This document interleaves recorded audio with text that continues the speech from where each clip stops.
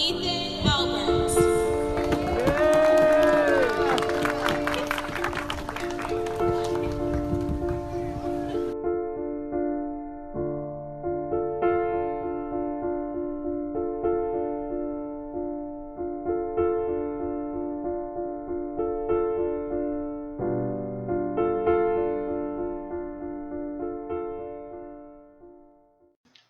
All right. It's been about a month since I've last updated you guys, and we are about 9 to 10 weeks into this off season, and it's going pretty well. It's going pretty well. I'm up about 15 to 17 pounds.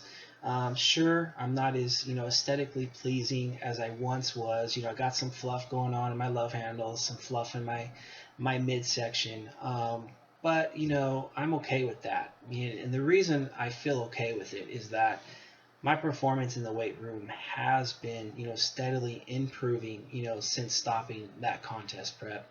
And in the process of, increasing food, adding body fat and, improving performance in the weight room, I'm seeing like all that lean tissue that I lost during that prep come right back. So it's been a huge confidence boost, seeing, what my muscle mass is looking like now in comparison to the tail end of that prep. So I'm just so glad that, now looking in hindsight, that I decided to stop that prep. And I know some people were maybe a little surprised by that decision, maybe saw it as, ah, man, he's quitting. But, I even saw it that way, like, man, I'm quitting. That's, I'm not used to just quitting something. But it was definitely the best decision. And I think, now, for the most part, I'm bodybuilding again, which is exciting, and I'm really like every time I get into the gym now, I'm like very intent on trying to better performance.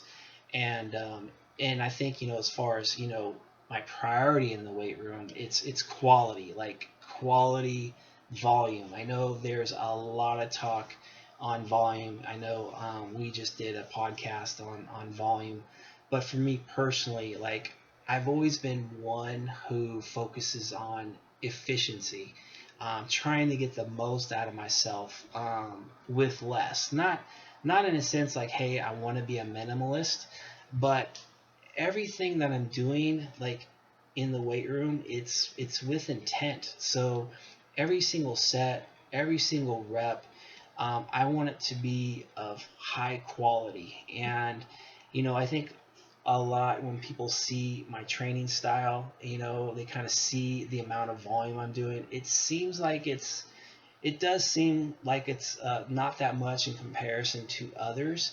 But if you kind of pay attention, I mean, not to kind of, sound like I'm like arrogant or overly confident or anything, but when I am performing in the weight room, like it almost looks like it's easy in a sense, or it looks very boring and dull.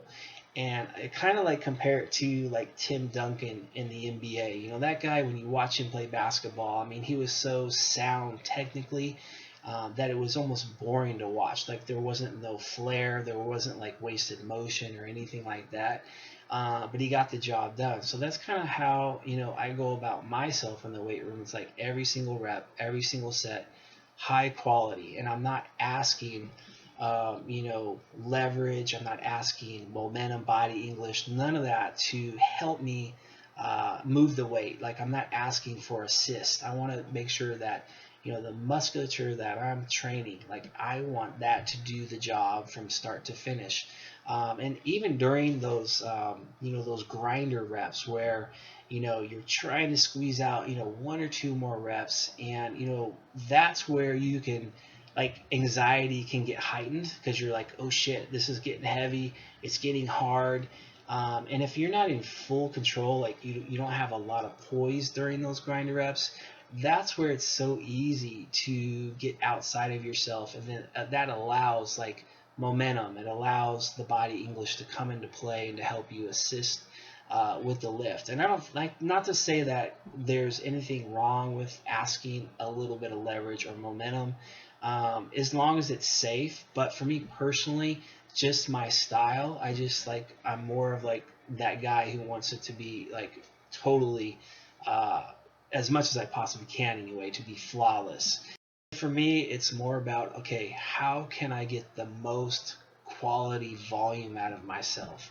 And the way I have this training block set up is basically the first week 3 sets, second week 4, and then the third week would be 5 sets, and then I deload it by coming back down to 3 sets.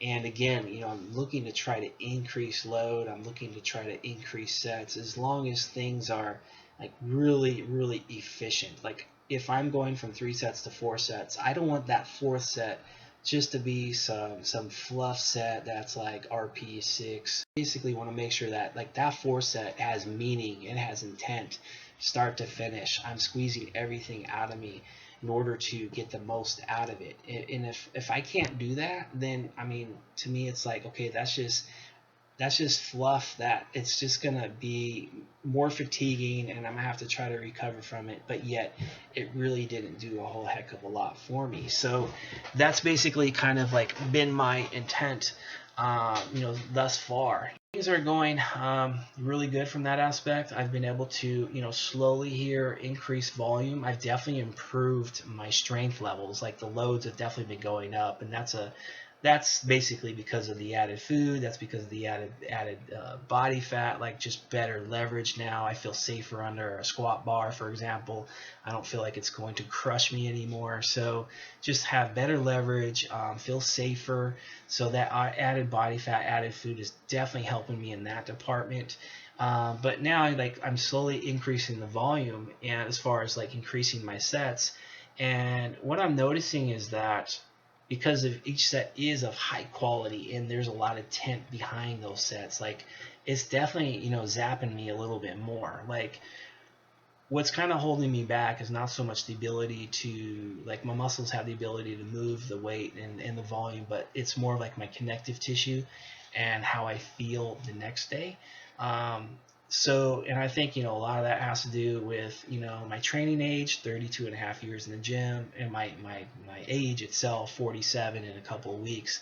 I mean, that has a big part of it, but also you know when you do put more demand on your body, yeah, I mean, you're going to feel it more. So I think a combination of those things. So what I've been doing is really paying close attention, more so than I have in the past, of how I am feeling. And if I'm feeling like my joints are feeling a bit beat up, or I'm just like excessively tired the next day, then I'm not one to tell myself, hey man, don't be a pussy, you need to go in there and train again. It's like, no, if I feel terrible and I need an extra day off, then I'll take it. So what I've been doing is getting 4 training sessions in a 7 or 8 day period, sometimes a 9 day period. Like if I feel like I need an additional rest day, I'll take it. So I've been really paying attention to that because, in my opinion, I think that gets overlooked, especially with the environment that we're in right now. How volume is really stressed right now by a lot of individuals, and rightfully so, because it is a driver for hypertrophy. But if you're not matching that volume with recovery, eventually you're going to end up wearing yourself out. And if you wear yourself out, or let's say you get injured, or you're just you're beat up, you got a lot of aches and pains, you're inevitably going to be slowing your progress down.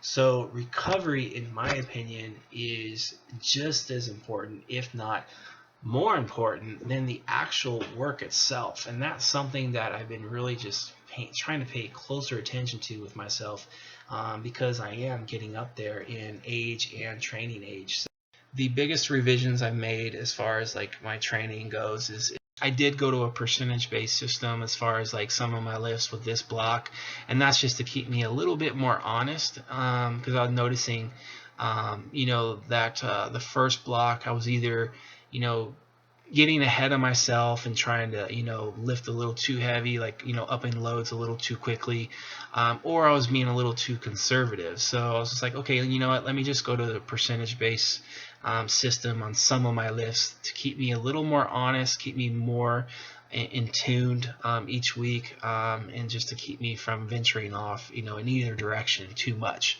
So that's going pretty well. But the biggest change, like I said, is just gradually increasing my sets now, going from 3 sets to 4 to 5 in successive weeks. And now that I'm in my 5-set week, yeah, like the 4-set week was pretty hard. Like I can definitely tell I required more.